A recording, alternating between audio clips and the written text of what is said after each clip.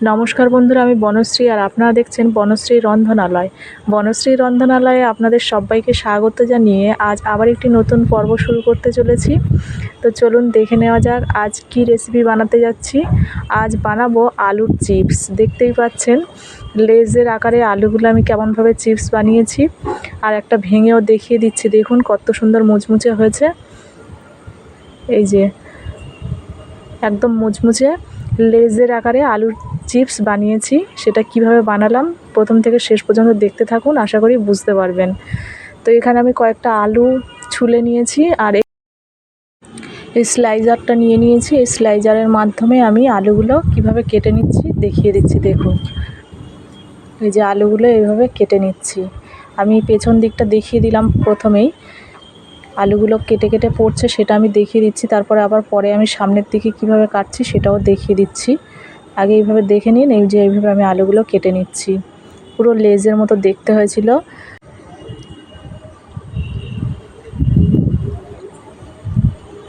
এই আলুগুলো আটকে গেছে গায়ে, আমি এটা ছাড়িয়ে নিলাম হাত দিয়ে। এখন আমি সামনের দিক দিয়ে দেখিয়ে দিচ্ছি কিভাবে আলুগুলো কাটলাম।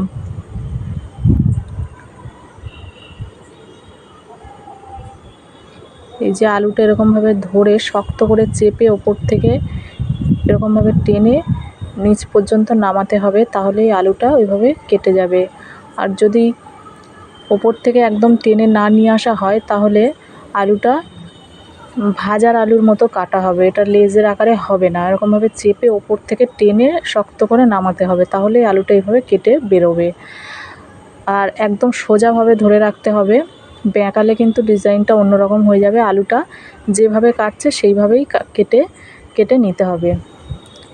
অন্যদিকে ঘোরালেই আমার আগের একটা চিপসের রেসিপি আছে, সেই রকম আলুর ডিজাইনটা হয়ে যাবে, লেজের আকার হবে না। তো আলুগুলো আমি এইভাবে কেটে ধুয়ে নিয়েছি। এই যে সমস্ত আলুগুলো একসঙ্গে ধুয়ে নিয়েছি কেটে। দেখতে পাচ্ছেন কত সুন্দর হয়েছে। এখন আমি কড়াইয়ের মধ্যে জল বসিয়ে দিয়েছিলাম, জলটা ফুটে গেছে। জলের মধ্যে আমি এখন লবণ দিয়ে দেব। লবণটা দিয়ে রাখলে লেজের স্বাদটা লবণযুক্ত হয়, সেই জন্য খেতে ভালো লাগে। আর আলাদা করে লবণ মেশাতে হয় না এখন এই জলের মধ্যে লবণ মিশিয়ে দিলে।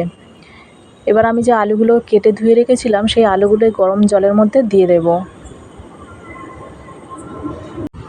সমস্ত আলুগুলো আমি দিয়ে দিয়েছি। দিয়ে এখন একটা হাতার সাহায্যে আলুগুলো একটু উল্টে পাল্টে দিচ্ছি, যাতে ওপরের আলুগুলোতে গরম জলটা লাগে।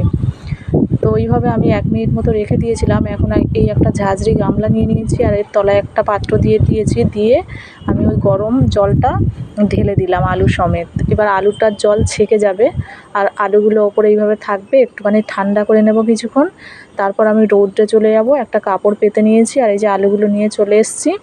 এখন এই আলুগুলো আমি এইভাবে একটা একটা করে রোদ্রে দিয়ে দেব। ছাড়িয়ে ছাড়িয়ে একটা একটা করে রোদ্রে এরকমভাবে ফাঁকা ফাঁকা করে দিতে হবে, যাতে গায়ের সঙ্গে গায়ে লেগে না থাকে। আলুগুলো শুকাবে রোদ্রে, একদম কড়কড়ে হয়ে শুকাবে। সেই জন্য আলুগুলো আমি এইভাবে সমস্ত আলুগুলো কাপড়ের ওপর দিয়ে দিলাম।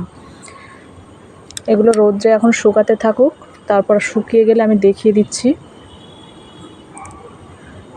এই যে আলুগুলো শুকিয়ে গেছে, শুকিয়ে দেখুন কত ছোট ছোট হয়ে গেছে একদম। এই যে আমি হাতে তুলেও দেখিয়ে দিচ্ছি। আলুগুলো আমি রোদ্রে থেকে তুলে এনেছি, শুকিয়ে গিয়ে এরকম কড়কড়ে টাইপের একটা হয়ে যাবে। দেখিয়ে দিলাম সামনে থেকে, এরকম হয়ে যাবে আলুগুলো দেখতে শুকিয়ে। এখন এগুলো তেলে ভেজে নিতে হবে।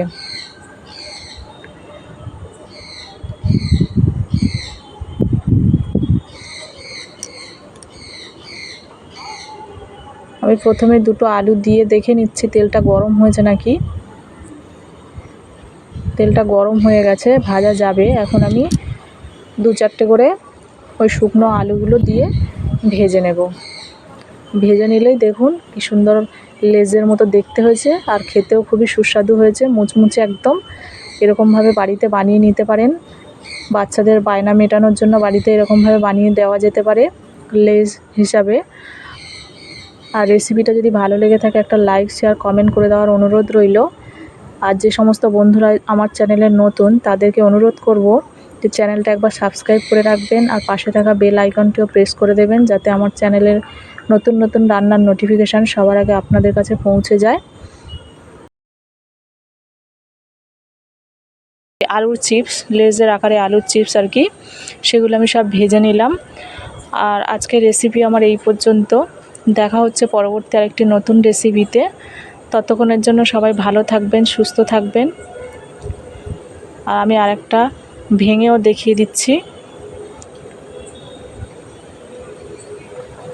এই যে দেখুন কতটা মুচমুচে হয়েছে। তো আমার এই রেসিপিটা সম্পূর্ণ দেখার জন্য সবাইকে অনেক অনেক ধন্যবাদ।